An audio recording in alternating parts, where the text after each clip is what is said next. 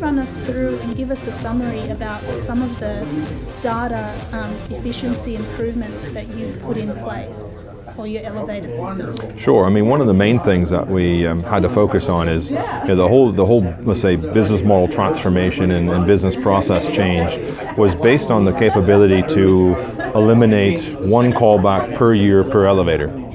And being able to eliminate these callbacks provides efficiency for us in regards to our service business, and as well provides direct, tangible customer value, because they don't have the headache and the disruption in their building flow with having an elevator out of service, meaning people can't get to their offices to work and complaining and all those things, and lines stacking up in lobbies. So to drive, let's say, back into the data, we simply look to say, okay, how can we eliminate that one call, that one unscheduled breakdown call? And we looked and said, clearly the largest failure on an elevator is the door systems. Right.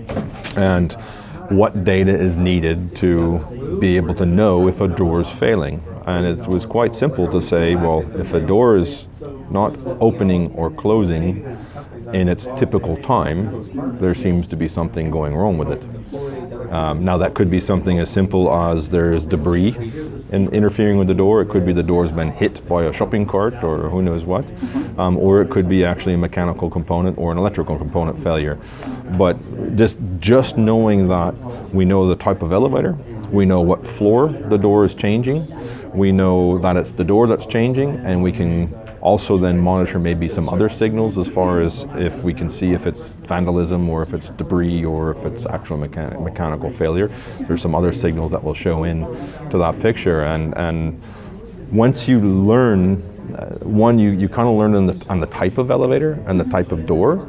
But what was really been interesting as we're now progressing and scaling and the algorithm seeing more data, we're actually seeing that there's, even though you have the exact same unit, the exact same door in a different building, the behaviors of that elevator may be different, which is influencing the performance of that door set. And that's what's really been, let's say, fun to now start really driving even further value from the original business case of how to continue to basically using the data, continue to derive new opportunities to avoid breakdowns within the system. So it wasn't, from the speech you gave, it wasn't so much about the sensor data, but more about how data is managed. So most of that data you already had in existence through existing sensors. So not to over-engineer things, it's more important to have the right data analysis and the right people giving the right advice. We went down the path in the beginning to say, okay, we have to add vibration sensors, we have to have temperature sensors on the motor and so forth, and we did the research and we did the designs and we did the patents along those lines to secure that space. But then each time realizing that the commercialization cost wasn't going to really provide the let's say enough of a payback or enough of a risk return to say that we should do this.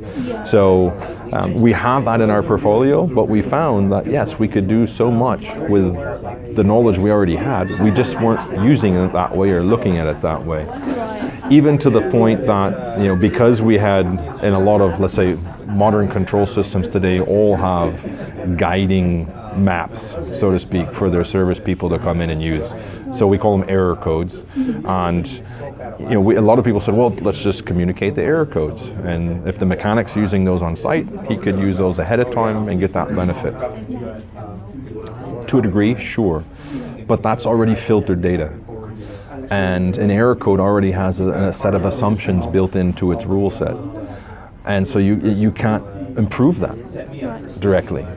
So by communicating the raw data and looking at the individual signals in different ways and through data scientist capability and algorithms and pairing maybe other data such as temperature and weather, seismic or so forth that's available out in the cloud already from open sources, you can harvest so much more information that you would lose simply through the error codes. And this was, let's say, a learning process in the journey that we had to go through. Right.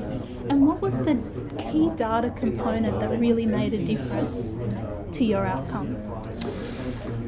I'd say that the key pivotal change in the overall project, in the overall program, was realizing that the basic raw data communicated through simply a communication device and not filtering, changing, or trying to harvest that data on a local base was a huge pivotal change to really drive everything into the cloud.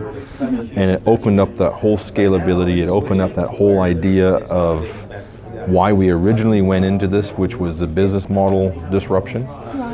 It really linked all of that together, and it became then about actionable data. And harvesting data for the fact of having data isn't... Becomes noise, doesn't it becomes noise. You need data that you can take action.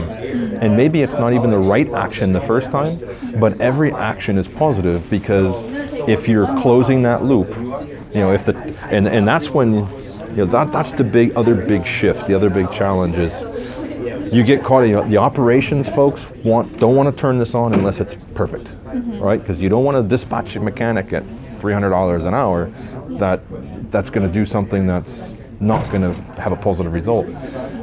But you have to. So what you focus on is, rather than how perfect the algorithm is, you focus on what's the time it takes you to get an input back on that action to cause a different action.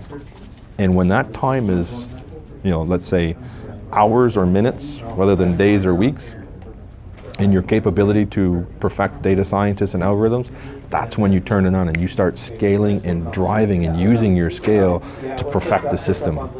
And then it's self-generating to a degree. It's not automated. It's not somehow the cloud magically does it for you. It's people behind it, and the processes with those people behind it deriving better business decisions. And so it's really an end-to-end process. You have to link in your ERP. So you have to be able to issue tickets and communicate to those mechanics. The mechanics have to have the capability through the apps to communicate back to say, was this action correct or not? What was the action? How was it different? What could it be different? And all that inputs and closes the loop and feeds, and then it accelerates. And every unit you add, every new mechanic you add into the system accelerates and speeds the whole system up. And that really drove the importance of why be first? Why go through some of these pains and extra expenses because we failed some? It's because if you're first and you have that scale, you'll never lose that scale. You're just constantly building on it. If there's one thing Google's taught us, Google and Amazon and some of these companies, that's what it's taught us, is scale drives huge efficiencies and to try to catch up, to somehow acquire that scale, is all you can do is you can go out and buy companies on the basis of their data asset, and you're going to pay a premium. So what is it that you're actually scaling? Is it the efficiency of the operation? Is that?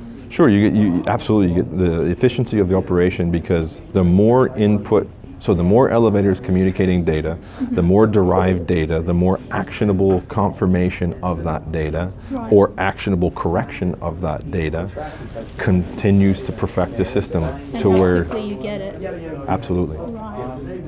So that's the interesting thing about IT. It's all about scale.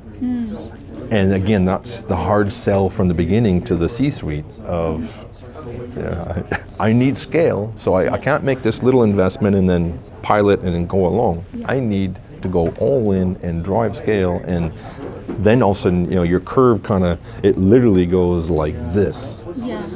That's not comfortable for a lot of executives. Right? Quick fix is much cheaper, isn't right. it? Short quick fix. So I'm assuming you achieved your goal of improving the outcomes. It's an ongoing. That's the other thing too. Is an IoT project is never finished. No. So that's the other side of it too. Now maybe you don't tell the whole C-suite that from the beginning, but there's a point of return, and maybe you get to good enough someday. But right now, there's so much opportunity in that scale and driving the efficiency that it's going to be a long time before we can say it's just good enough, because it continues just to pay for more and more and more. So what's your next goal then? Our next goal really within ThyssenKrupp is, we've already done it on the elevator side, which is to jump over then to the augmented and virtual reality systems and tying that and leveraging that into the service business. So how are you going to use that with? So if you get a chance, jump out on YouTube and take a look at our video out there showing it. But basically it's, we have a HoloLens device, and you wear it, you can put it on your head, so you're hands-free, and you're basically can use the device to look at the same time you're looking at what you're doing, you can use it to look at the schematics, to look at diagrams, to look at manuals, and you use hand gestures to turn pages, so it's all hands-free to be able to do it.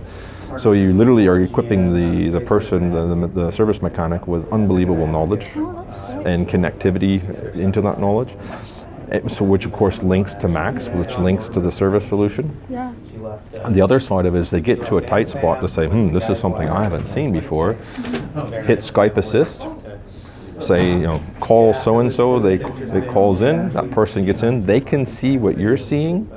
They can draw on the screen of what you're looking at. So if they go to wire XYZ and they put a circle, you can literally see what they're talking about on your screen and say, oh, okay, you know what, let's say there's 5, dip switches, little switches, and oh, you know what, one of your switches out of sequence, that's not allowing the program to upload. Switch that, click, you're done.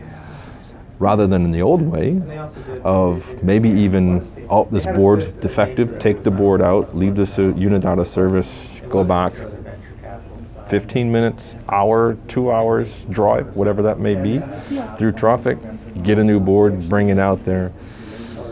Yeah, sounds familiar. Yeah. Yeah. Or going into data centers, I'm just imagining, is this technology exclusive to you and your company? Or is the HoloLens is a Microsoft product, and they initially started with, I think, roughly 6 enterprise partners. So we jumped in with them right in the beginning of this, earlier this year, I should say. Yeah. They now are starting to open that up for availability for other customers as well. But we wanted to be, again, one of those early adopters to really push that edge. Because again, driving customer value, driving efficiencies for us as a company, and I mean the system. It's $5,000 a headset, which is, let's say, some money. But if you can save hours of work and hours of downtime for a customer, that payback's pretty fast on $5,000. And it's running on existing infrastructure, so you don't need somehow more advanced infrastructure to handle it.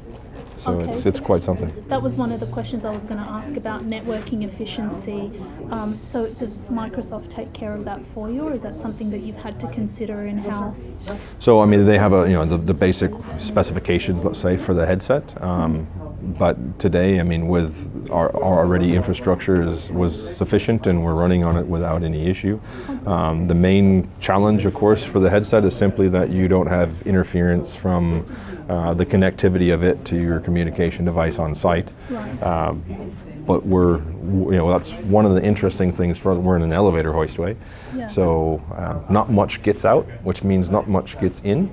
So as long as you're in that space and you're connecting to the let's say the hub or the laptop that's in that space, you're pretty fine. So. Okay, cool. And just generally, what's the most important lesson that you've learned from this journey? I think one of the most significant pieces, and I got to give credit to Lane Arthur, who said it from John Deere on the earlier session. You have to have a top executive that understands the vision, shares the vision, because this is a journey. And it's like an ERP journey. You have to have that top commitment and understanding and appreciation for what's possible to continue to go through the journey, because there's going to be bumps and bruises along the way. I think that's of the utmost importance that we've learned. Yeah, that makes sense. Well, it sounds like it's been a great success. Is there Thanks. anything else that you wanted to share? I think just simply that our continued challenge is we've done this now. Let's say, I won't say it's done, but it's continuing to grow and build and doing everything we wanted to do in our elevator business. We have other projects now looking at across our other TK businesses, so to have the same realization across our business portfolio is really, I think, our challenge and our dream and our drive and our commitment as a company to go forward.